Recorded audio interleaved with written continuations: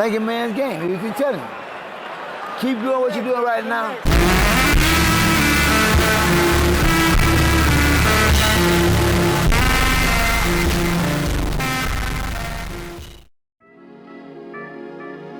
In the build-up to the fight, and looking at the fight, it went from business to personal quick.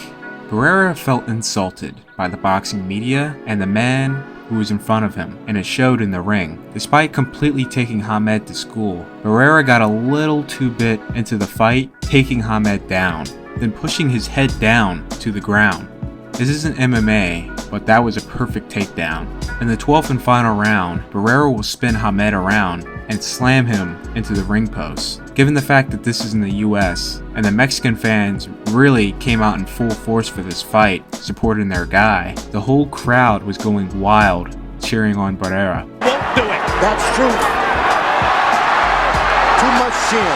Barrera pounds Nassim into the ring post, risking disqualification. After the ref restored order and the fight resumed, Hamed went to touch gloves, and Barrera completely denied him. Usual for a veteran fighter who has put himself in that position. Barrera doesn't want to touch any gloves.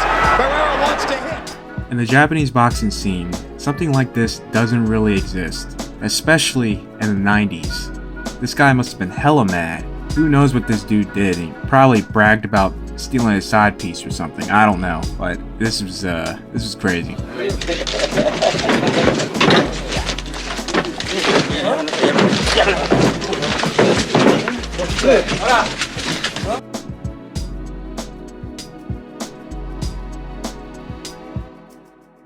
Fenech, why don't you just jump in the ring so I can punish you like a man?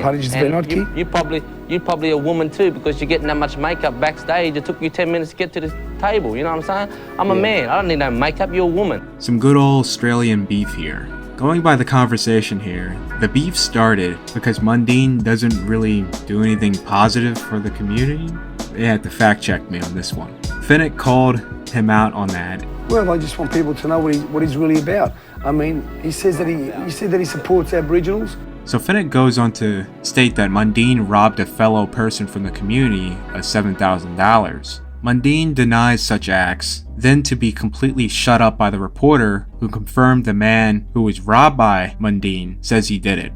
I think that we made a phone call today, and it's public knowledge that he robbed another Aboriginal boy, Kevin Kelly, of $7,000. I don't want to rob $7,000 of somebody that's my brother. Anthony, we did talk to Kevin Kelly today, and right or wrong, he does claim that you owe him $7,000.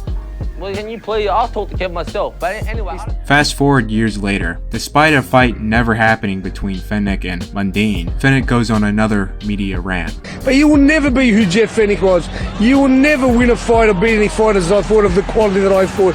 You will never be respected in the world of boxing. You will never ever in your life be in the Hall of Fame. You're in one hall, the Hall of Shame. That's where you'll always be, and that's where you belong. Any Australians that are watching this, feel free to comment more to the backstory.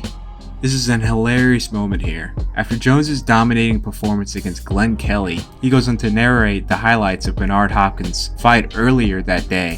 Add to the fact that Daniels ain't fought in 13 months. How did he get to be number one contender? He ain't even fought in 13 months. He got knocked out, I think, last time he fought when he fought Julio Cesar Vasquez, and Bernard Hopkins couldn't even knock him out. You got junior middleweights that was knocking down Felix Trinidad inside 4 rounds. It took him 11 rounds to do it. He cannot beat me quick. Make him boost his head up. He want a payday, and he ain't finna retire with Roy Jones. Roy Jones smarter than that. What's up, big? Then after that, he goes on to call out Antonio Tarver, who's standing right in front of him behind the cameras. I'll say, he wouldn't think much of your opponent either. Well, he ain't got to. He was undefeated. It's better than his opponent. My opponent ain't had no loss in his record. He just got one. What's up, Tarver? Matter of fact, I might fight Antonio Tarver next time. He deserves a shot quicker. Because he's standing 9 feet away over there, right? That's right. I'll fight.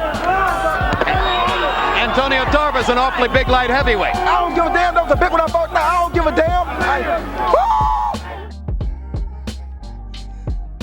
Pazienza throws a punch after the bell, which it looked like it landed awfully low. And that's it! Obviously, Roger is going to reply back with something. Then out of nowhere, Lou Duva storms into the ring, trying to get a piece of Mayweather. From the looks of it, Roger landed a 2-piece combo on Duva, cutting and bruising him upon impact. before being pulled away. Duva, with that angry old man adrenaline rush energy, rushes back to Roger, blindingly, to catch more of those hands, before he was pulled away by a fellow team member. Frustration on Duva. He just charged after Roger Mayweather when Mayweather had thrown one more punch after the bell. So we got a Dollar General brand Ice Cube fighting against a great value Mike Tyson, with G-Unit written on his boxing robe. Commentators state that the great value Tyson, there is something wrong with him mentally coming into the fight, and they won't be surprised to see a disqualification, which is not even a good thing to hear if you had to pay money to watch this fight. In the interview, he states that he doesn't like boxing anymore, and if someone hits him in the back of the head one more time, he will make them pay. So guess what happens? He gets hit on the top of the head, then behind the head, and completely flips out. And he's mad. Yeah, he is. And he just went right after him. And threw him down. You know what? You said this earlier, that you wouldn't be surprised to see a DQ. And it looks like Kozer is trying to do that. This is all of the result of that hitting behind the head.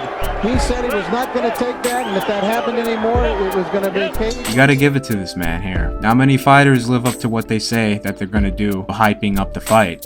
And this man gives what the fans didn't want to see.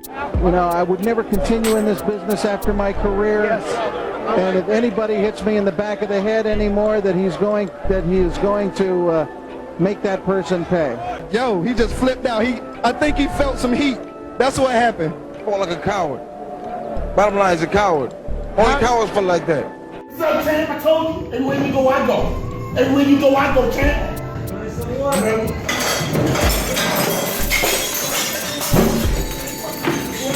Take it outside! Take it outside! Briggs goes on a huge campaign of following Klitschko everywhere to get a fight with him. Now you see me, I'm everywhere, baby. Everywhere you go, I go. Everything you do, I do. I'm the champ, and you the chump. Make a wave, dog. Make a wave.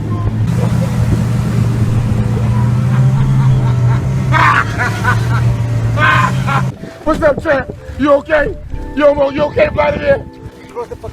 Yeah. Oh, he mad. This is possibly two of the most hilarious encounters involving him and Klitschko. I highly recommend you go and watch his podcast with Joe Rogan, where he goes in full detail how he pulled off some of the best trolling I've seen in the sport in a long time. I can't really explain what happened here. This dude straight jumps in the ring. Who knows for what reason. Amazing record. Think of it. And look at this fella in the ring. How did he get in the ring? He's upper, screen right. A young man with gray short. This happened in the first round. Homeboy here just chilling in a bootleg karate stance. And somehow it took a hot minute for police to arrive. When they did storm in, they completely manhandled him. Straight picked him up like an unfolded iron board and threw him out the ring. Rough stuff. Now he is dragged out and they almost have to drag him because he wasn't going to budge. Well, they did not ruin this classic battle between Carlos Zarate and Alfonso Zamora. But over screen right, here's referee Richard Steele. Oh, and there is the father, the fellow screen right with the glasses, held now far screen right by the officers, now screen left. This was the most highly anticipated episode to this series. No hay nada. Está limpio, por eso. Lo único es que yo he cargado mi derrota como un hombre. No te preocupes, por eso. Así lo tienes que sostener. Yo te gané bien. Mira, yo te gané bien. ¿Eso no está roto ahí? Mira los vendajes cuando se lo llevaron. Simplemente gasa. Mira los vendajes cuando se lo llevaron. El vendaje simplemente gasa. Y no hay nada, no hubo nada y no va a haber nada. Besides Maypack, which that never happened. Cotto had a lot of anger bottled up and many questions to be asked upon first coming face to face with Margarito since their first fight, which ended in controversy. Simplemente soy limpio. Ok, aquí están los vendajes. Ok, ¿dónde está? No está roto. ¿Dónde está roto? Ok. El rojo. Sí. Tú estás diciendo lo roto. Lo roto lo repararon. No, ¿cómo van a reparar? No. El blanco jamás va por encima del rojo. Lo que sea. Necesitas fuerza para vencer. Y la tengo. Entonces. ¿Cuál es el problema? Ninguno. Entonces, simplemente ¿qué estás alegando entonces? Cotto backed Margarito up into a corner, calling him out on his dishonorable act of loading his hand wraps. Judging by Margarito's expression at the end here, he knew he had messed up, fumbling his words what Cotto was going to do in the fight. 10 semanas para demostrarlo. Exactamente, entonces demuestra ahí, ¿para qué estás hablando? Demuéstrale ahí. Así será. Entonces, así será. Entonces, demuéstrala ahí, no hables. Así va a ser. Espero verlo y sentirlo. Jamás. Mayweather has given Broner a lot of knowledge when it comes to handling his career, doing the right thing, and get the most out of boxing. So Broner has a feud over Mayweather about some dumb stuff, not even worth noting. Mayweather, who was attending the fight because his fighter was fighting Broner picked out this perfect opportunity to call out Floyd. Me and Floyd, he gotta see me. Now, I'm a man at the end of the day. I'm a man at the end of the day. And I come from the streets, the trenches, man. From the bottom, from nothing. I'm talking about water and cornflakes. Hey. What are you doing? I'm throwing this away. We ain't even got no milk. You better put some water on that damn shit. I come from nothing. And I will never let a man disrespect me like that. So he gotta see me. I don't care if we spar or we fight. Let's get it on. Spawning one of the many memes which will slowly but surely make him more famous in boxing. And on top of that, this is part 3 to When Boxing Gets Personal. For more installments, be sure to like, and if you're new, subscribe. Follow me on Instagram for more video updates, boxing news, memes, whatever. I'm Alpha Sancho, and I'm out.